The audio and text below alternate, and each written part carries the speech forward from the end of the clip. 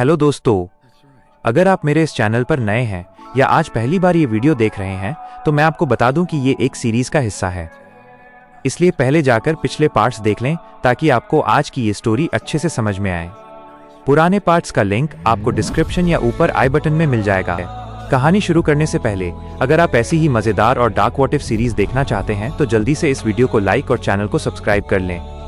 तो चलिए बिना किसी देरी के शुरू करते हैं आज की कहानी।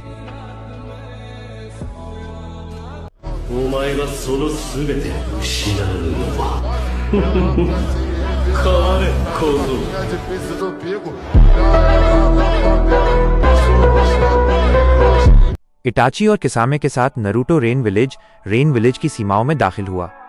यहाँ हमेशा बारिश होती रहती थी, जैसे आसमान इस दुनिया के पापों को धोने की कोशिश कर रहा हो। ऊंची ऊंची लोहे की इमारतों और पाइपों के बीच नरूटो को एक विशाल मीनार के सबसे ऊंचे शिखर पर ले जाया गया। वहां अंधेरे में एक सिंहासन पर वो बैठा था जिसकी आंखों में बैंगनी घेरे थे। पेन जिसके पास भगवानों जैसी रिनेगन आंखें थीं। उसके चेहरे पर अनगिनत काले छड़ ब्लैक रिसीवर्स लगे थे जो उसे और भी डरावना बना रहे थे। पेन ने अपनी ठंडी और गूंजती आवाज में कहा, तो तुम ही वो 9 पूंछ वाले लोमड़ी के बर्तन हो जिसने अपने ही गुरु की हत्या की और अपने गांव को राख कर दिया। नरूटो ने बिना डरे पेन की आंखों में देखा। गांव ने मुझे पहले ही मार दिया था। मैंने तो बस उनके दिए हुए जहर को उन्हें वापस लौटाया है। मुझे बताया गया है कि यहाँ मुझे वो ताकत मिलेगी जिससे मैं पूरी दुनिया को घुटनों पर ला सकूं। पेन धीरे से खड़ा हुआ और नरूटो के पास आकर रुका। शक्ति सिर्फ विनाश के लिए नहीं बल्कि न्याय के लिए होनी चाहिए। ये दुनिया एक चक्र है। नफरत से युद्ध होता है, युद्ध से दर्द मिलता है और दर्द से नफरत पैदा होती है। मैं इस चक्र को तोड़ना चाहता हूं। मैं दुनिया को इतना दर्द दूंगा कि वे युद्ध का नाम सुनकर भी कांपने लगेंगे। केवल अत्यधिक दर्द, एब्सोल्यूट पेन ही शांति ला सकता है। नरूटो एक पल के लिए खामोश रहा, फिर मुस्कुराया। शांति? मुझे शांति में कोई दिलचस्पी नहीं है, लेकिन अगर आपका रास्ता उस हर चीज को मिटा देता है जिसे लोग प्यार या उम्मीद कहते हैं तो मैं आपके साथ हूं। तभी पेन के साथ खड़ी एक नीले बालों वाली औरत कोनान आगे आई। उसने कागज के हजारों टुकड़ों से एक मैप बनाया और कहा, तुम्हारी परीक्षा आसान नहीं होगी। कोनोहा ने तुम्हारी तलाश में लीजेंडरी सैनिन जिरैया को भेजा है।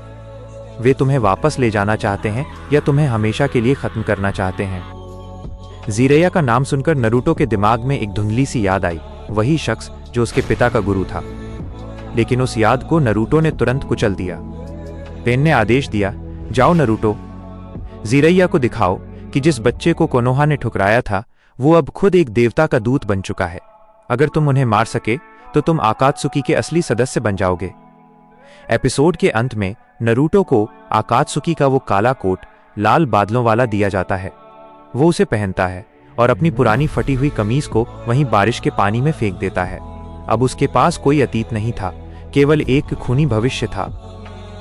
बारिश की बूंदें नरूटो के नए आकात्सुकी कोट पर गिर रही थीं।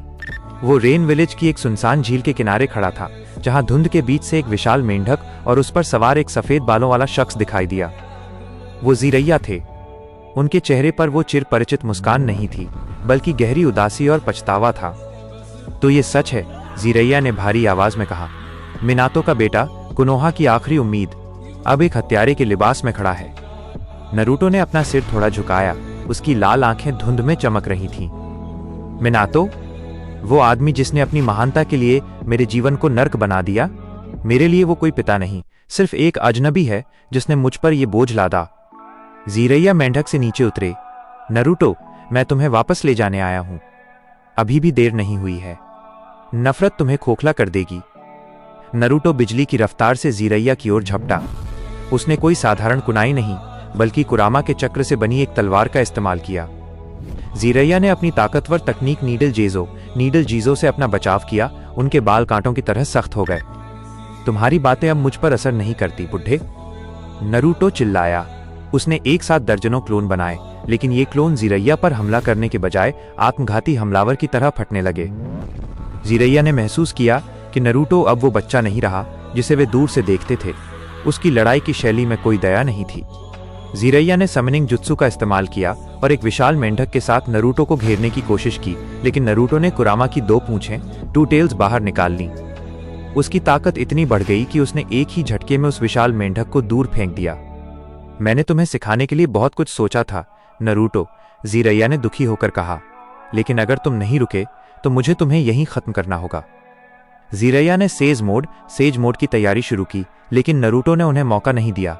उसने एक काला और लाल वर्जित रासेनगन बनाया। जब दोनों की शक्तियां टकराईं तो झील का सारा पानी हवा में उड़ गया। धुएं के बीच जीरैया जमीन पर घुटनों के बल गिरे थे, उनके कंधे से खून बह रहा था। नरूटो उनके सामने खड़ा था, उसकी आंखों में कोई पछतावा नहीं था। उसने जीरैया के माथे पर अपना पैर रखा और कहा, तुम्हारी शांति की खोज एक मजाक है। तुम कोनोहा को बचाना चाहते थे, देखो उसे मैंने ही जलाया है। नरूटो ने अपना हाथ उठाया ताकि वो अंतिम वार कर सके, लेकिन तभी कुरामा ने उसके अंदर दहाड़ मारी। अभी नहीं, इसे तड़पने दो, इसे देखने दो कि इसका चुना हुआ बच्चा दुनिया को कैसे खत्म करता है। नरूटो रुक गया। उसने जीरैया को वहीं अधमरी हालत में छोड़ दिया और पलटकर जाते हुए बोला, अगली बार जब हम मिलेंगे तो मैं तुम्हें उस शांति तक पहुंचा दूंगा जिसे तुम ढूंढ रहे हो, मौत की शांति। एपिसोड के अंत में जीरैया बारिश में अकेले पड़े थे और उन्हें एहसास हुआ कि उन्होंने दुनिया के सबसे बड़े खतरे को पालने में मदद की है।